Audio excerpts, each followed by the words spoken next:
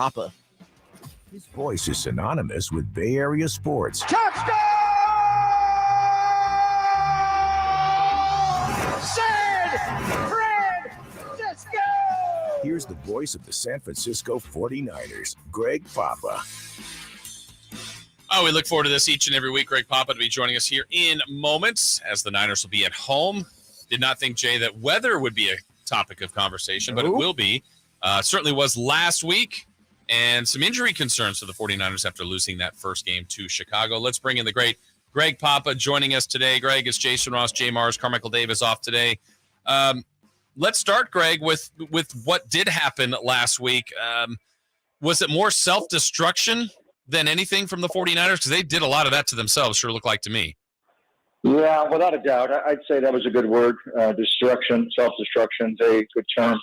They kind of beat themselves. We felt leaving Soldier Field. 49ers beat the 49ers today with all the penalties, and in particular the defensive penalties. All three Chicago scoring drives were elongated by penalties.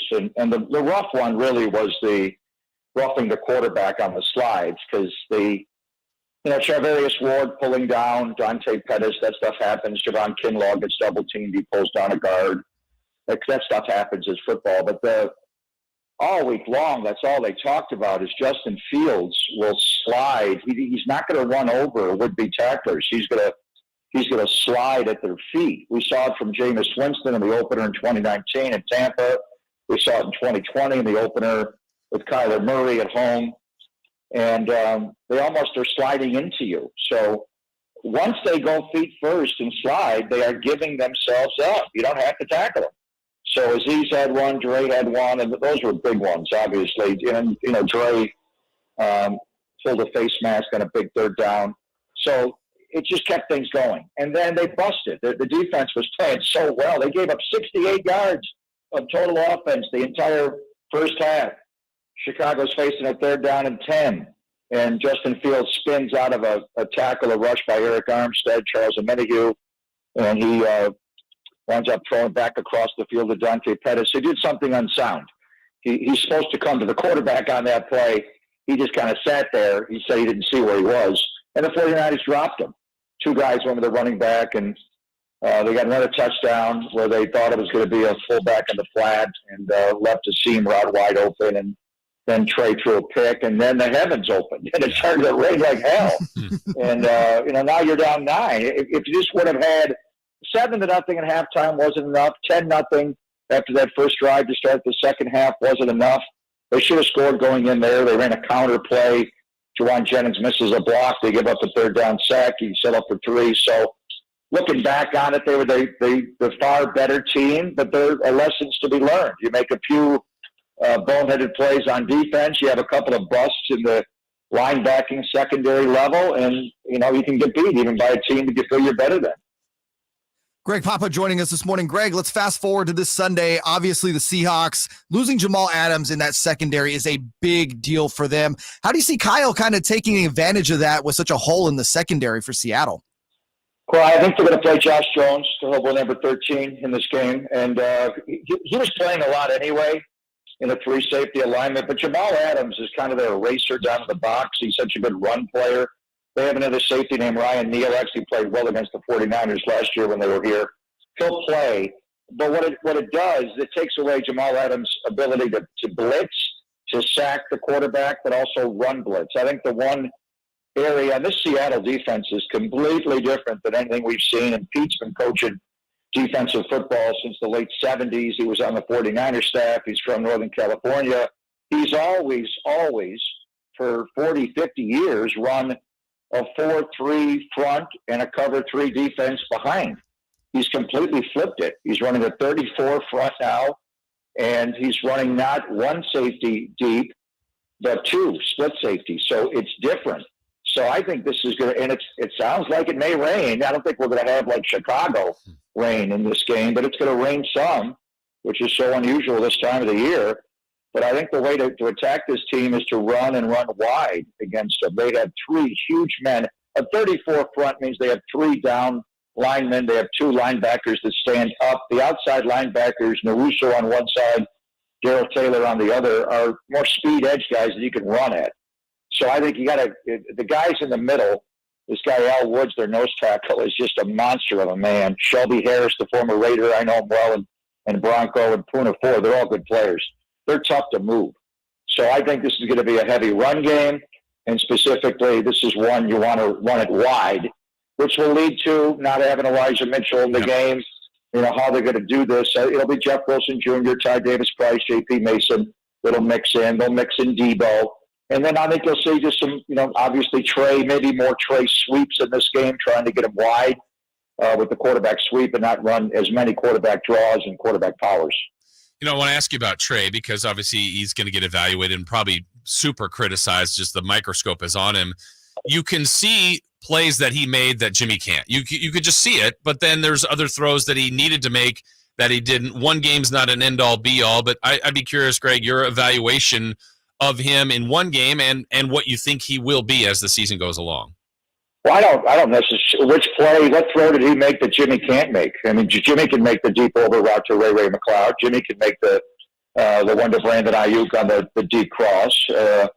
Jimmy's got the arm Trey has. Jimmy's more consistent. What Jimmy is not is the athlete that Trey is. Trey can run away from pressure. Watching Jimmy run the scout team now behind Trey, it's just glaring. And Jimmy tries, but he just doesn't have the foot quickness that Trey Lance does. But as far as throwing the football, Jimmy's more accurate with the ball, and he gets the ball out quicker. He's more decisive. But Trey has a big arm. He's just kind of like a young fireballer in baseball that's got to learn to get it in the strike zone. So he's got to be more accurate with the ball. Just bottom line, his accuracy issues are an issue. He misses a lot of throws, and it's hard to do. I mean, he started 3 games in the NFL, and the 49ers have scored 10 points in 2 of them. So that's just not enough. So you got to score. Yeah. So, but Trey's he's getting there. He made some tremendous throws yesterday in practice. I think at one point, I'm hoping that it's just going to click for him. And it's just, Steve Young said it the best. You have a game or practice, let's say you miss 8 throws, which is a lot, but that's kind of where he is. If he throws the ball 30, 35 times, he may miss 8 of them. Okay, next game or practice, come back and miss 4. Next game after that, come back and miss 2. Next game after that, miss 1. And then you're not going to play perfect football. Nobody does, but try to eliminate the bad. Because he'll make a lot of wild throws, and then he'll make what? A WTF question mark. What was that? Yeah. And, the ball's to the sideline at the end of the game. Yeah. The one to use check, the one to drive. Now, it was howling rain. So those are tough throws, but he does miss the one to the sideline. So he's just got to be – it's not – the situation you can't put him in is in a game like Chicago where you're dominating the game. They didn't even cross midfield till they hit the Dante Pettis touchdown. Literally did not cross midfield. And then they explode. And now all of a sudden you're down 9, and the quarterback's got to drop back and make throws. You've got this. There's a recipe here for how they play, how they win. And it was similar with Jimmy. And Jimmy got criticized for that. At this stage of his development right now, it's a very similar strategy and recipe with more designed quarterback runs. I mean, that's the big difference right now that Trey gives you is a legitimate running back at times in the backfield with the other running backs and Debo. Is he going to have Kittle on Sunday?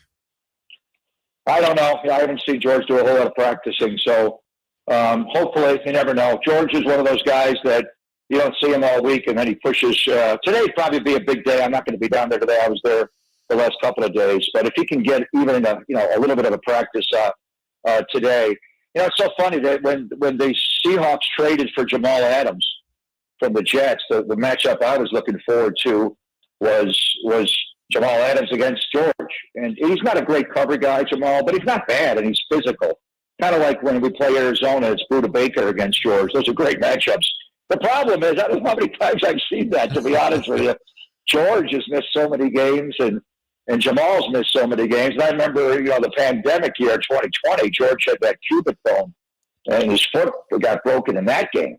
So he hasn't practiced. He didn't practice last week, and he didn't practice the last couple of days. But you never know. 85 pops out of the trainer's room today and gets loose a little bit. He can play on Sunday.